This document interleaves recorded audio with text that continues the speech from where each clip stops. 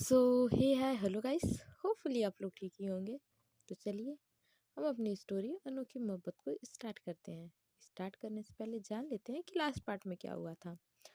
तो last part में जो आर्य और रिद्धि और राहुल रोहित माहिरा होते हैं वो सारे रिद्धि के कैबिन में ही होते हैं और वहाँ रोहित भी होता है।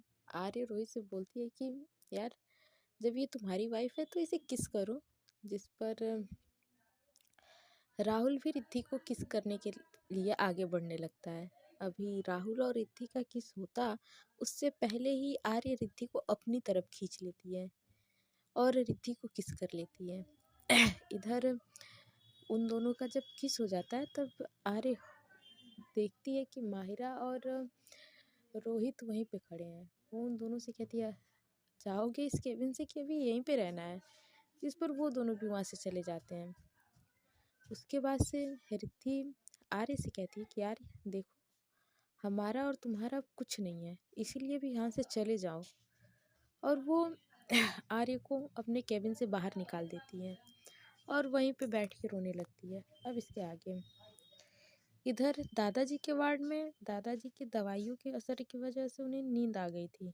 वो सोए हुए थे और दादी माँ भी उस रूम में लगे हुए दूसरे बेड पर रेस्ट कर रही थी। आर्य दादाजी के पास बैठी हुई थी। वो जब से बाहर से आई हुई थी चुपचाप बैठी थी और ईशान काफ़ी देर से यही बात नोटिस कर रहा था। ईशान की एक मीटिंग थी इसलिए वो अपना लैप लेकर बैठा हुआ था और उस पर अपनी मीटिंग की फाइल तैयार करने में लगा हुआ था। लेकिन तभी उसका फ़ोन रिंग करता है और फिर थोड़ी देर फ़ोन पर बात करने के बाद ईशान आर्य से कहता है भाई क्लाइंट आपसे मीटिंग करने के लिए बोल रहे हैं। जिस पर आर्य बोलती है लेकिन मेरा इस वक्त किसी भी मीटिंग अटेंड करने का कोई भी मन नहीं है। ईशान अपने लैपटॉप को साइड में रखकर उसके पास आते हुए बोलता है क्या बात है, आप तो कभी भी मीटिंग के लिए मना नहीं करते, फिर आज क्या हुआ है। आर्य दादाजी की तरफ देखते हुए बोलती है ईशान आज मैं तुम्हारी भाभी से मिली। ईशान हैरानी से आर्य को देखती है और देखता है और कहता है क्या। तो आर्य बोलती है हाँ। ईशान बोलता है अब भाभी से मिले, क्या बात हुई, उन्होंने आपको माफ़ किया ना, वो हमारे साथ इंडिया चलेंगे ना, बोलिए ना भाई, आप चुप क्यों हैं, कुछ तो बोलिए। जिस पर आर्य एक गहरी सांस लेते हुए कहती है रिद्धि ने मुझे माफ़ नहीं किया ईशान, वो मुझसे बहुत ज़्यादा नाराज़ है और उसे मनाना इतना भी आसान नहीं है। ईशान जितना तुम समझ रहे हो जो कुछ भी मैंने उसके साथ किया है उससे वो इतनी ज़्यादा हर्ट है कि उसके दिल के जख्म भरने के लिए कुछ वक्त लगेंगे जो कि हमें उसे देना होगा। जिस पर ईशान कहता है लेकिन भाभी मान तो जाएंगी ना। जिस पर आर्य स्माइल करते हुए कहती है उसे मनाए बिना तो मैं यहाँ से जाने वाली हूँ नहीं, उसे तो मानना ही पड़ेगा। आर्य की बात सुनकर ईशान के फेस पर भी स्माइल आ जाती है। तो आर्य से कहता है ये सब छोड़ो और बता मीटिंग के बारे में क्या कह रहा था क्लाइंट। ईशान बोलता है वो आपसे मीटिंग करना चाहते हैं, कुछ इम्पोर्टेंट पॉइंट्स हैं जिन्हें वो सिर्फ आपसे डिस्कस करना चाहते हैं। आर्य बोलती ठीक है तो टेंशन मत कर, मैं ये लैपटॉप मुझे दे, मैं मीटिंग अटेंड करती हूँ। ये कहकर वो उससे लैपटॉप लेती है और अपने कानों में ब्लूटूथ लगाकर अपनी मीटिंग शुरू करती है। आर्य वीडियो कॉन्फ्रेंसिंग के जरिए अपनी मीटिंग अटेंड करने में लगी थी। तभी वार्ड का दरवाज़ा खुलता है। रिद्धि वहाँ आके दादाजी को चेक करती है और फिर उनसे पूछती है कि आप ठीक हैं। इस पे दादाजी बोलते हैं हाँ मैं ठीक हूँ। रिद्धि उसके बाद से एक नज़र सबको देखती है और फिर दादाजी के वार्ड से बाहर निकल जाती है। उसके बाद से रिद्धि शाम के समय अपने घर जाती है तो देखती है कि बगल वाले घर में सामान शिफ्ट हो रहे थे। वो पूछती है की जो आदमी होता है उनसे पूछती है जो कि सामान रखने आए हुए होते हैं। रिद्धि बोलती है अरे भैया सुनो। वो आदमी उसकी आवाज़ सुन के उसके पास आता है और बोलता है जी मैडम कहिए। रिद्धि बोलती है ये क्या हो रहा है यहाँ पे। वो आदमी बोलता है वो मैम आज इस घर में कुछ लोग रहने आने वाले थे लेकिन हमें यहाँ की साफ़ सफाई करने में टाइम लग गया तो वो लोग अब रात तक ही यहाँ आएंगे, तब तक हमें यहाँ का सारा काम पूरा करने के लिए कहा गया है। रिद्धि बोलती है, ये घर तो मिस्टर नाइट का था ना, तो यहाँ उनके रिश्तेदार रहने आ रहे हैं। वो आदमी बोलता है, मैडम हमें तो नहीं पता कि यहाँ कौन रहने आ रहा है, बस इतना पता है कि वो जो भी लोग हैं बस कुछ दिनों के लिए यहाँ रहने आने वाले हैं, लेकिन वो लोग कौन है इस बारे में हम कुछ नहीं जानते। हमें तो यहाँ तक कि यहाँ की साफ सफाई का काम दिया गया और हम बस वही कर रहे हैं। रिद्धि बोलती है, जी अच्छा ठीक है। ये कहकर वो अंदर जाने लगती है कि तभी राहुल और माहिरा भी वहाँ पर आते हैं। वो उस घर में सामान की शिफ्टिंग होते हुए देखकर बाहर ही रुक जाते हैं। उन दोनों को आया देखकर रिद्धि उन लोगों के पास जाती है तो माहिरा रिद्धि से कहती है, पिछले 2 सालों से ये घर खाली पड़ा है, लगता है मिस्टर नाइट फिर से यहाँ रहने आने वाले हैं। जिस पर रिद्धि बोलती है, मिस्टर नाइट तो नहीं, लेकिन कोई और ज़रूर यहाँ रहने आ रहा है। माहिरा उसे तिरछी निगाहों से देखती है और पूछती है, तुझे कैसे पता कि यहाँ पे कोई और आ रहा है? रिद्धि बोलती है, मैंने यहाँ पर काम करने वाले एक आदमी से पूछा था, तो उसी ने बताया कि जो फैमिली यहाँ आने वाली है वो बस कुछ ही दिनों के लिए यहाँ आएगी। इसका मतलब साफ है कि वो मिस्टर नाइट की फैमिली नहीं है, कोई और हो सकती है। मायरा खुश होते हुए कहती है, अरे अच्छा जी, जो मिस्टर नाइट की फैमिली नहीं आ रही है। कितना किचकिच करती थी उनकी वाइफ, इतनी ज़्यादा इरिटेटिंग औरत मैंने अपनी लाइफ में कभी नहीं देखी थी। रिद्धि उसे देखकर स्माइल करती और कहती है, सिर्फ वही नहीं बल्कि तू भी पूरी इरिटेटिंग है मायरा। उसकी उसकी जब भी लड़ाई होती थी सिर्फ तुझसे ही होती थी, मुझसे तो कभी नहीं हुई। मायरा मुंह बनाकर कहती है, कहा तो उसने तुझे भी बहुत कुछ था, लेकिन तुझे तो कुछ सुनाई नहीं देता। जिस पर राहुल उन दोनों को रोकते हुए कहता है, ये तुम दोनों किसकी बातें लेकर बैठ गई हो? जो है नहीं उसके बारे में क्या बात करनी है? जो आने वाला उसके बारे में सोचो, पता नहीं कैसे लोग होंगे। मायरा बोलती है, उनके बारे में क्या सोचना, जो भी आएगा कसम से मज़ा आ जाएगा। जिस पर रिद्धि बोलती है, ना जाने कौन आने वाला है और तू तो ऐसे खुश हो रही है जैसे तेरे जान पहचान के लोग आने वाले हैं। मायरा रिद्धि की बात सुनकर थोड़ा पका जाती है और जल्दी जल्दी कहती है, अरे नहीं, वैसे तो मैंने तो वैसे ही कह दिया, कब से खाली पड़ा है, अजीब सा लगता है, भूत बंगला बन गया है ये घर। फिर राहुल का हाथ पकड़ के राहुल से कहती है, चलो राहुल जल्दी से अंदर चलो। और तुम यहाँ आकर बातों में लग गए हो। माहिरा की बात सुनकर राहुल का मुंह खुला का खुला रह जाता है और कहता है, मैं बातों में लगा था। वो और भी कुछ कहने वाला था, लेकिन उससे पहले ही माहिरा राहुल का हाथ पकड़ के जल्दी से घर के अंदर लेकर चली जाती है। रिद्धि उसे इस तरह से हड़बड़ाते हुए जाता देखकर सोच में पड़ जाती है और कहती, पता नहीं इस लड़की को कभी कभी क्या हो जाता है, कई बार तो बड़ी ही अजीब हरकतें करने लगती हैं। फिर वो अपना सर झटक कर अंदर चली जाती है। दरअसल अब माहिरा और राहुल ऑस्ट्रेलिया आए थे, तो राहुल ने अपने मामा मामी की हेल्प से ये घर लिया था। वो तो चाहता था कि रिद्धि भी उनके साथ उनके ही घर में रहे, क्योंकि अब वो अकेली नहीं थी, अकेली थी। और उसकी पढ़ाई भी पूरी हो चुकी थी और वो हॉस्पिटल में जॉब भी करने लगी थी। ऐसे में अकेले रहना ठीक नहीं था। इसीलिए वो रिद्धि अपने लिए एक अलग घर लेना चाहती थी, तो राहुल ने उसके लिए अपनी कॉलोनी में एक और घर ले लिया।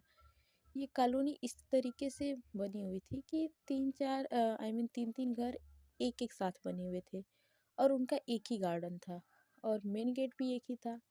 मेन गेट से एंट्री करते ही एक बड़ा सा गार्डन और फिर बराबर बराबर में 3 घर।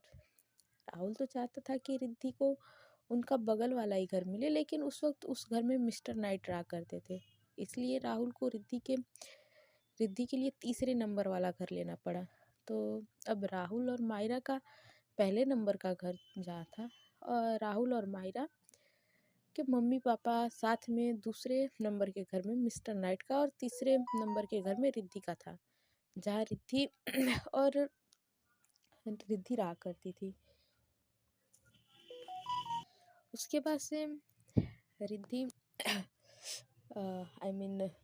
जाती है अंदर और कुछ बातें होती हैं रिद्धि, राहुल और माहिरा के बीच में। उसके बाद से वो लोग सोने चले जाते हैं। अगली सुबह रिद्धि हॉस्पिटल जाती है। हॉस्पिटल में आने के बाद वो आरे के सामने एक गई ही नहीं थी। आज दादाजी का डिस्चार्ज होने वाला था, तो वो बस उनकी फॉर्मेलिटी पूरा करने में लगी हुई थी। वो बाहर से पूरी कपूर फैमिली के सामने ये दिखाने की पूरी कोशिश कर रही थी कि यार यहाँ से जा रही है तो उससे उसको कितनी खुशी है। लेकिन शायद अंदर ही अंदर उसे इस बात का दुख भी हो रहा था कि वो अब आर्य का चेहरा रोज नहीं देख पाएगी। शायद उसे भी आदत हो गई थी रोज आर्य के फेस को देखने की। आदत हो गई थी उसकी। मानने की कोशिश को महसूस कर रही थी बस वो। रिद्धि आखिरी बार दादाजी का चेकअप करने के लिए उनके वार्ड में आ रही थी और सामने से आर्य डिस्चार्ज की सारी फॉर्मेलिटी पूरी करके वार्ड के तरफ ही आ रही होती हैं। दोनों की नज़रें एक दूसरे के नज़र से उलझ जाती हैं। एक पल के लिए दोनों के कदम ही रुक जाते हैं और दोनों ही एक दूसरे की आंखों में देखने लगती हैं। जहाँ आर्य की आंखों में इस वक्त एक लालसा थी, वही रिद्धि की आंखों में क्या था वो आर्य को समझ नहीं आ रहा था। नर्स की आवाज़ से दोनों को होश आता है और एक दूसरे से नजरें हटाकर बिना कुछ कहे वार्ड के अंदर आ जाते हैं। उन दोनों के एक साथ अंदर आता देखकर सबके फेस पर स्माइल आ जाती है।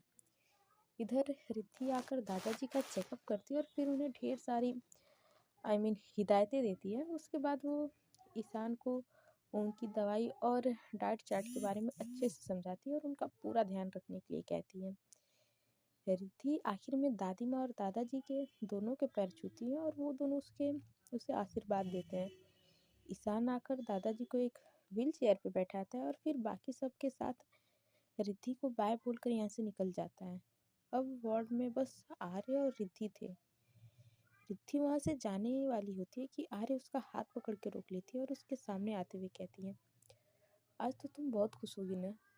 रिद्धि अपनी नज़रें उठाकर हैरानी से देखने लगती है और कहती है, बिल्कुल, मुझसे तुम्हारा पीछा जो छूट रहा है।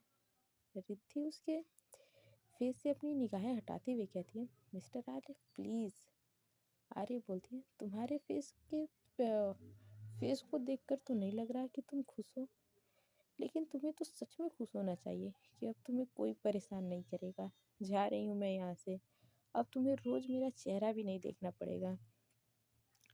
रिद्धि उससे कुछ कहती कि उससे पहले आर्य उसका हाथ छोड़ देती है और उस वार्ड से बाहर निकल जाती है और रिद्धि वहाँ अकेली खड़ी रहती है। रिद्धि बस बिना अपनी पलकें झपकाए आर्य को जाता देखती रहती है जब तक कि वो उसकी नज़रों से नहीं ओझल हो जाती। उसे बोलने का एक मौका दिए बिना ही आर्य वहाँ से चली जाती है और रिद्धि की आंखों में न जाने क्यों नमी आ जाती है और वो मन ही मन खुद से कहती है, आज भी बिना कुछ सुने तुम मुझे फिर से छोड़कर चली गई यार। आज भी तुमने मुझे कुछ कहने का मौका नहीं दिया, बस अपनी बात कही और चली गई। उस दिन तो बड़े बड़े दावे कर रही थी कि मुझे लिए बिना नहीं जाओगी, लेकिन देखो जाने से पहले तुमने तो एक बार बाय भी बोलना जरूरी नहीं समझा। और फिर वहीं एक गहरी सांस लेती है और अपने कैबिन में चली जाती है। रिद्धि आर्य से अपना मन हटाकर काम में अपना मन लगाने की पूरी कोशिश करती है, लेकिन फिर भी उसका काम में मन ही नहीं लग रहा था। वो जैसे तैसे अपनी ड्यूटी पूरी करती है और घर चली जाती है। जैसे ही गार्ड गेट खोलता है तो वो देखती है कि उनके बराबर के घर की लाइट जली हुई थी, जिसका मतलब ये था कि उसमें जो फैमिली रहने आने वाली थी वो आ चुकी है। अंदर से कुछ लोगों की बात करने की भी आवाज़ आ रही थी। जैसे ही वो अंदर आने के लिए रास्ते पर कदम रखती है कि एक अजीब सा एहसास उसे छू कर गुजरता है। एक पल के लिए उसे लगता है कि आर्य उसके आसपास ही है। वो बस अपने चारों तरफ नजरें घुमाकर देखती है तो वहाँ पे कोई नहीं होता। तो वो अपने घर की तरफ कदम बढ़ा देती है कि तभी उसके नज़र सामने खड़े आर्य पर पड़ती है। वो हैरानी से एक टक उसे देखने लगती है और फिर अपनी आंखें बंद करके एक गहरी सांस लेती है और फिर अपनी आंखें खोलकर सामने देखती है तो वहाँ कोई नहीं होता है। ये देखकर ये देखकर वो बहुत ज़्यादा हैरान हो जाती है। वो इधर उधर देखती है लेकिन वहाँ पे सच में कोई नहीं होता है। फिर उसे लगता है कि ये सिर्फ उसका एक वहम था। आज सारा दिन आर्य के बारे में सोचते रहने की वजह से ही आर्य उसे हर तरफ नजर आ रही है। ये सोचकर वो अपने घर के अंदर चली जाती है। घर जाकर सबसे पहले फ्रेश होती है और जब वो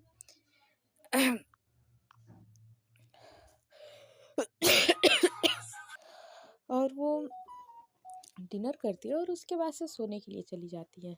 वो सोने की पूरी कोशिश करती है लेकिन उसे नींद नहीं आ रही होती है।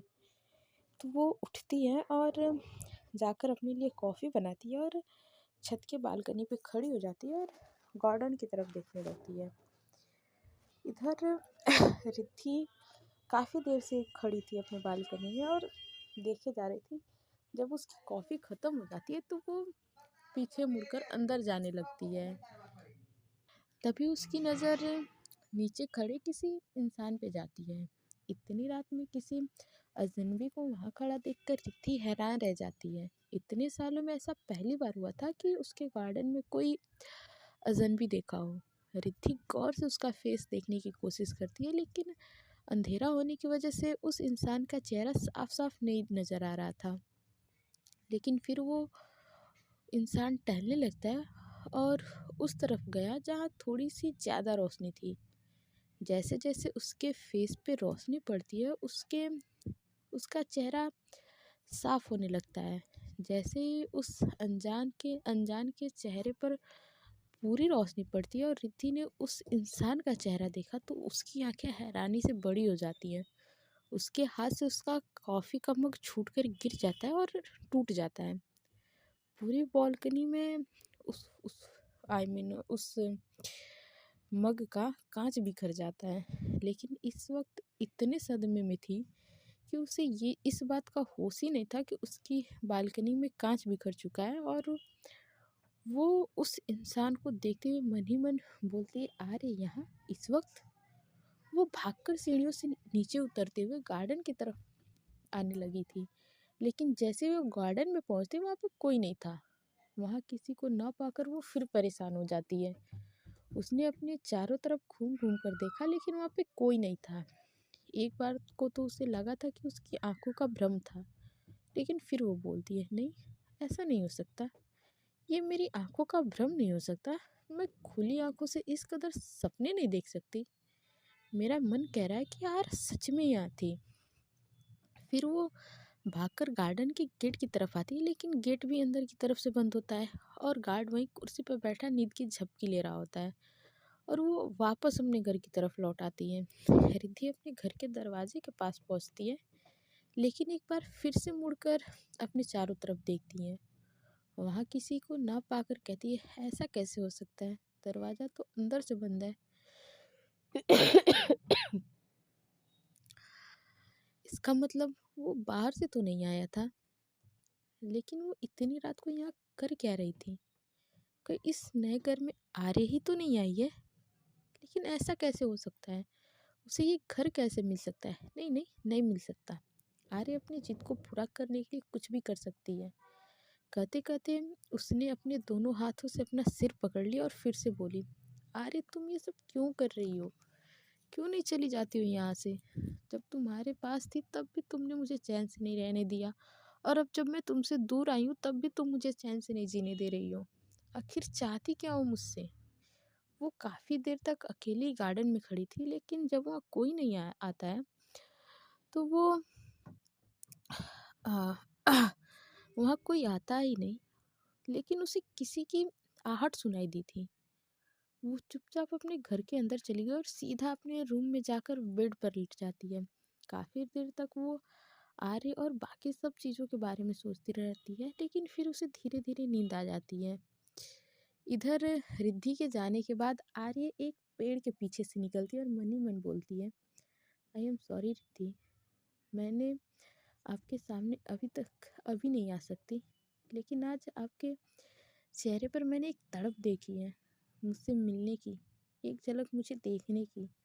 और जो बेचैनी मैंने इतने सालों में महसूस की है थोड़ी सी तो आपको भी महसूस करनी चाहिए ना।